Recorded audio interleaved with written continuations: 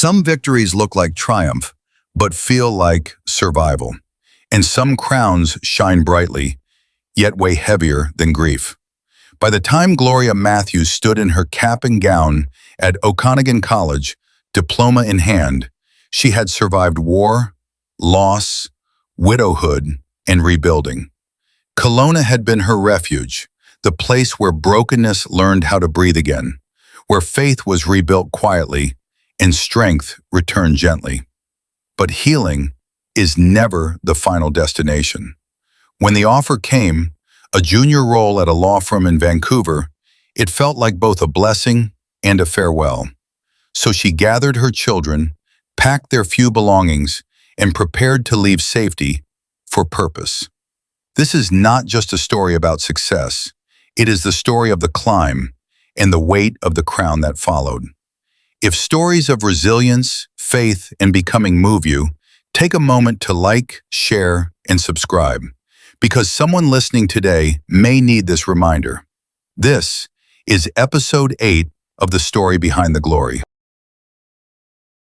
Kelowna faded behind them, snow-dusted rooftops, quiet streets, and memories soaked in prayer. Gloria sat by the window, eyes steady, hands calm, even as her heart trembled. Daniel pressed his face to the glass. "Mummy, the mountains touch the sky." She smiled softly. "Yes, my son. And sometimes, to grow, you must climb them." Beside her, Elise slept peacefully, tiny fingers wrapped around the pendant that never left her mother's neck. Faith did not move her in a leap. It moved her forward, mile by mile. Vancouver greeted them without ceremony. Rain fell steadily. Buses hissed. People hurried past, everyone going somewhere. Gloria stepped off the bus, suitcase in hand, coat already damp. She paused. "Lord, we're here." That first night, they found a modest apartment in East Vancouver. Small, clean, uncertain, but courage filled every corner. New beginnings rarely feel secure. They feel brave. Life became motion. 5 a.m. mornings, breakfast packed in silence, school drop-offs through cold rain, daycare goodbyes, then the rush, across the city to a glass tower downtown. Bradshaw and Keller LLP, her first law firm. By day, she filed documents and learned procedures. By night, she studied law, eyes burning, heart whispering prayers over every page. It wasn't glamour that defined her climb. It was discipline, grit, grace stitched into exhaustion. One afternoon, Mr. Keller called her in. "You don't just understand files," he said. "You understand people." She replied quietly, "I've lived the law before I learned it." He nodded. Law without empathy, he knew, was empty.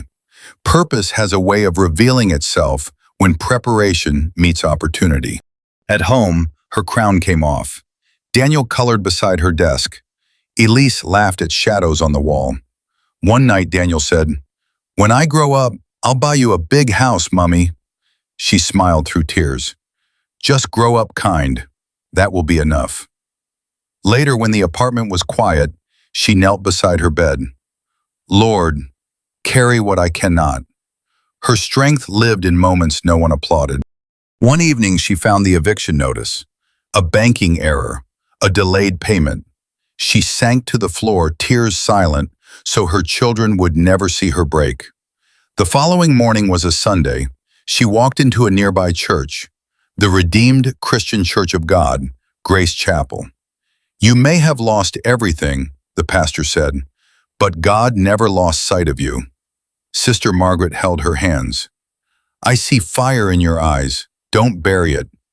Something reignited. Years passed. Gloria rose, assistant, associate, advocate. Her name echoed in courtrooms and policy rooms. Applause followed her footsteps. Titles crowned her effort. Yet inside, success felt heavier than struggle. Because sometimes the summit is lonelier than the climb. At night, city lights reflected in glass. Her reflection stared back, polished, respected, tired. She touched the pendant. "I made it, Ethan," she whispered, "but something's missing." Work expanded. Expectations multiplied. Greatness hid its scars behind excellence. One night, she broke. School drawings on the floor. Unfinished homework. "I've carried everything," she cried. "I'm tired." Days later, she returned to church. "God doesn't need your performance," the pastor said. "He needs your presence." At the altar, she knelt. "I lay this crown down." And grace lifted what strength could not. Morning light filled the apartment. She opened her journal and wrote, "The glory was never mine, it was his." Daniel hugged her. "You're my hero, Mummy." She smiled, not from achievement, but from peace. She climbed, she achieved, she surrendered. And in laying down her crown, she was prepared for a greater calling. Because when a woman finds peace, heaven entrusts her with purpose. Every journey leaves footprints, some etched in pain, others carved in faith. Gloria didn't just survive the climb, she surrendered to it, and in surrender, she found her strength. But this is not the end of her story. When purpose awakens, destiny responds, and the next chapter will demand more than courage. If this story moved you, inspired you, or reminded you that hope is never wasted, please like this episode, share it with someone who needs encouragement, and subscribe to the channel. Turn on notifications so you won't miss what comes next.